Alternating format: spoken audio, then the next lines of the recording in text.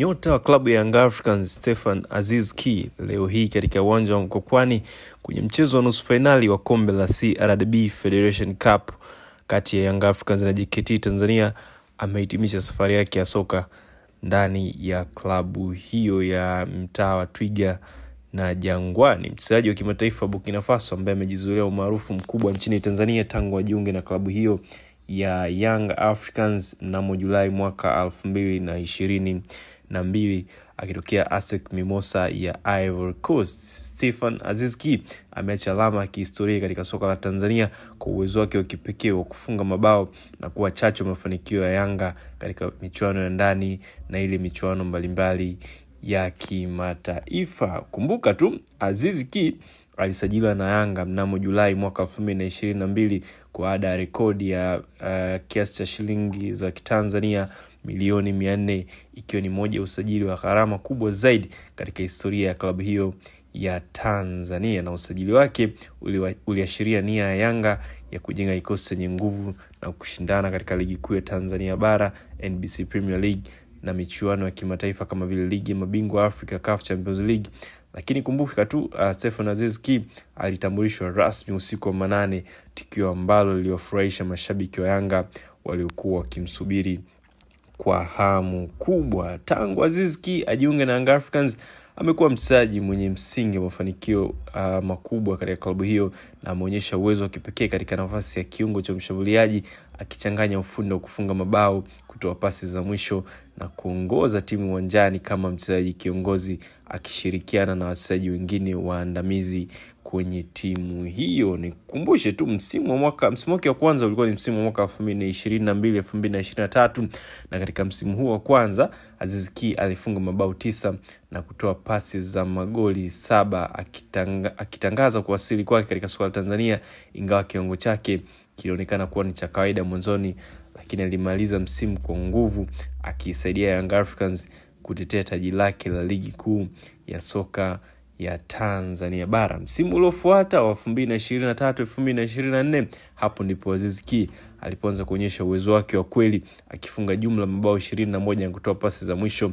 akimaliza kama mfungaji bora wa ligi kuu ya soka Tanzania bara. Lakini kumbuka tu alifunga hat-trick kwenye msimu huo, alifunga hat-trick dhidi ya klabu ya Azam FC katika ushindi wa magoli 3-2, na ni moja kati ya mechi zake za kukumbukwa za msimu huo akiwa na Young Africans, na ni msimu huo pia alisaidia timu yake kutoa taji la ligi kuu, likiwa ni taji la upande wa klabu taji la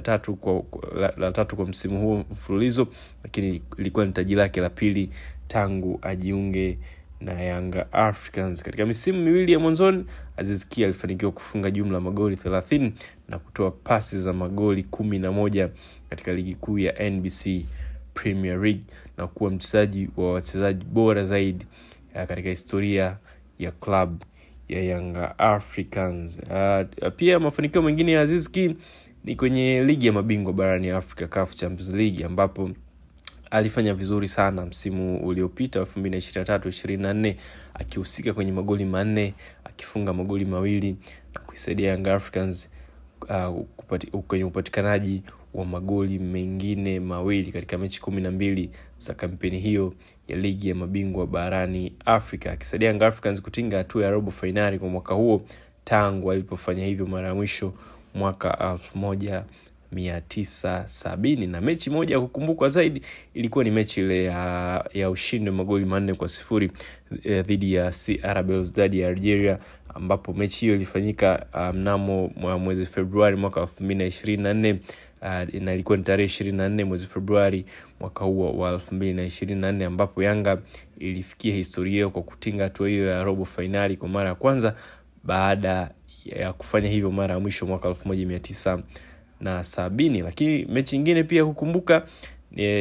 kwa Aziz Ki ni mechi ile ya robo finali huko Pretoria dhidi ya Mamelodi Sundowns, mechi ambayo Young Africans walitolewa kwa mikojo ya penalti, lakini ni mechi ambayo watu wengi wanamkumbuka Aziz Ki kwa kuacha alama kama mchezaji wa kutegemewa katika mechi hiyo, ambapo alipiga shuti ambalo goli liliingia, lakini mwamuzi alikataa na kuzua gumzo barani Afrika pamoja na ndani ya nchi yetu hii ya Tanzania. Rekodi mbalimbali ambazo Aziz Ki amehusika kuzitengeneza akiwa ndani ya Young Africans kwa misimu hii mitatu ambayo amekuwa na Young Africans ni kuisaidia Young Africans kucheza michezo ya ligi 49 bila kupoteza, na rekodi hiyo ilifikiwa mwaka 2022 ambapo Young Africans ilicheza michezo ya ligi 49 bila kupoteza, yani unbeaten, na rekodi ambayo ililinganishwa na rekodi ya zamani ya klabu ya Arsenal ambao waliweka misimu ya nyuma, msimu mwaka 2020, msimu mwaka 2003, msimu mwaka 2003-2004. na Aziz Ki alikuwa sehemu mafanikio hayo akichangia mabao na kutengeneza pasi nyingi za magoli kwa wachezaji wenzake. Na mafanikio mengine ya Aziz Ki akiwa na Young Africans ni kushinda ubingwa wa ligi kuu mara 3 mfululizo, na endapo akifanikiwa pia msimu huu kutetea ubingwa wao huo, ina maana atakuwa amesaidia Young Africans kushinda ubingwa wa ligi kuu ya soka Tanzania bara kwa misimu 4 mfululizo. Ukiachana sasa na mafanikio yake ndani ya uwanja, unafahamu pia Aziz Ki amekuwa ni mtu wa umma, ni mtu wa kujichanganya sana. Amekuwa socialite ndani ya nchi ya Tanzania, si tu kwa uchezaji wake bali tu kwa maisha yake binafsi. Na tunafahamu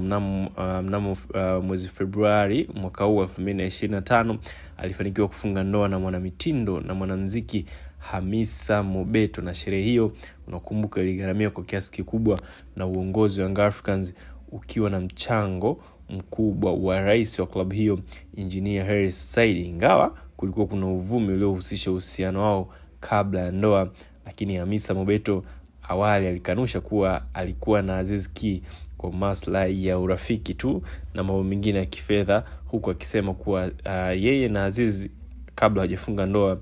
walikuwa ni marafiki wa karibu mno, na yeye alikuwa anamshabikia Aziz licha kuwa Mr. Mobeto tunafahamu alikuwa ni shabiki wa klabu ya Simba kwa muda mrefu tu. Mwisho kabisa,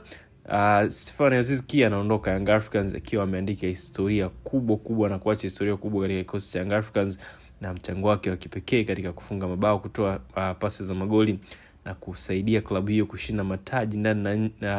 ya ndani pamoja na nje ni kitu ambacho kitabaki kudumu na kukumbukwa